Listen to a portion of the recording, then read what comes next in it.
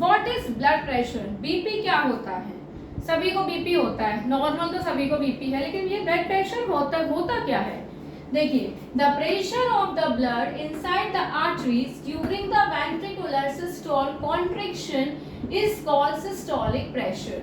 ये दो होते हैं, एक सिस्टोलिक होता है, एक डायस्टोलिक होता है। जो सिस्टोलिक होता है, जब ब्लड हमारा सिकुड़ेगा तब हमारा पूरा ब्लड बाहर चला जाएगा, पूरी बॉडी में सप्लाई हो जाएगा, उसको हम कहते हैं कॉन्ट्रैक्शन। कॉन्ट्रैक्शन मतलब सिकुड़ना। जब ब्लड हमारा कॉन्ट्रैक्शन करेगा, सिकुड़ेगा, तब हमारा ब्लड बाहर जाएगा, उसको हम कहते हैं सिस्टोलिक। क्या बोलते हैं? सिस्टोलिक। जब हमारा प्रेशर वापस अंदर आएगा, उस प्रोसेस को हम कहते हैं डायस्टोलिक। क्या बोलते हैं इस प्रेशर को?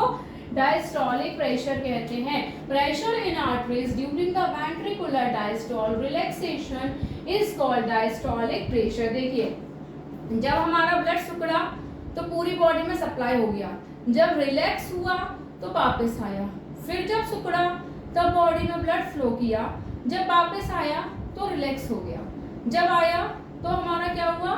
ये process relaxation contraction, relaxation contraction, ये प्रोसेस चलती रहती है। इसे हम क्या कहते हैं? ब्लड प्रेशर कहेंगे। जब हमारा ब्लड सिकुड़ेगा, कॉन्ट्रैक्ट करेगा, तब हमारा ब्लड फ्लो करेगा, जब ब्लड वापस आएगा तो उसे हम कहते हैं डायस्टोलिक। ठीक है। अब देखिए, जब हमारा फ्लो बॉडी में हार्ट से पूरी बॉडी में सप्लाई करता है तो उसकी स्पीड क्या होती है? 120 होती है। जब खून वापस आता है तो उसकी स्पीड क्या होती है? 80 होती है। जिस में 120 की स्पीड से अगर ब्लड जाएगा तो वो हमारा होता है सिस्टोलिक, और जो 80 की स्पीड से आएगा उसे हम कहते हैं डायस्टोलिक। तो देखिए, ऊपर वाले को हम कहेंगे सिस्टोलिक और नीचे वाले को कहते हैं हम डायस्टोलिक।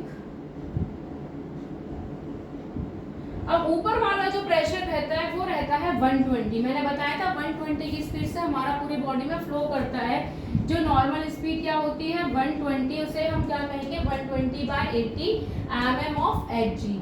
अब देखिए, अगर हाई बीपी है तो मान लीजिए 150 से 100 के बीच में, तब भी होना चाहिए था 120 से 80, और वो पहुंच गया आपका 150 से 100 के बीच में।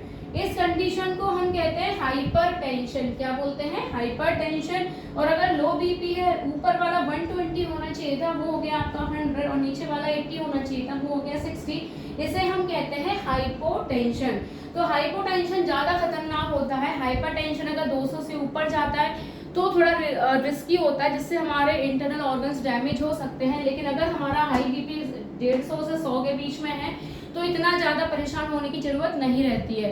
लेकिन लो बीपी ज़्यादा खतरनाक होता है, हाइपोटेंशन ज़्यादा खतरनाक होता है, क्योंकि इसमें अगर आपका बीपी एकदम से 60 चला गया, 50 चला गया, तो बढ़ने के चांसेस थोड़ी दिक्कत होती है, चक्कर आते हैं, वीकनेस होती है, काम करने का मन नहीं होता है। तो उस टाइम पे हमें डॉक्टर की सलाह लेनी चाहिए, दवाइयाँ खानी चाहिए, फ्रूट्स खाने चाहिए, कॉफ़ी पीना चाहिए, नमक पानी में घोल के पीना चाहिए।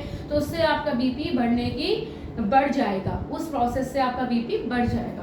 तो देखिए, आपको समझ में आया होगा कि ये सिस्टोलिक डायस्टोलिक क्या होते हैं। जब हमारा ब्लड सिकुड़ता है तो उससे हमारी बॉडी में 120 की स्पीड से ब्लड फ्लो होता है, कॉन्ट्रैक्शन होता है, उसे हम कहते हैं सिस्टोलिक। और डायस्टोलिक क्या होता है? जब हमारा ब्लड रिलैक्स करता है और हमारा ब्लड 80 की स्पीड से ऊपर आता है, उसे हम कहते हैं डायस्टोलिक। नॉर्मल बीपी अगर आपसे पूछा जाए एग्जाम में तो क्या होता है? 120/80 mm of Hg। और अगर हाई बीपी होता है तो उसको हाइपरटेंशन कहते हैं, और लो बीपी को हम हाइपोटेंशन कहते हैं।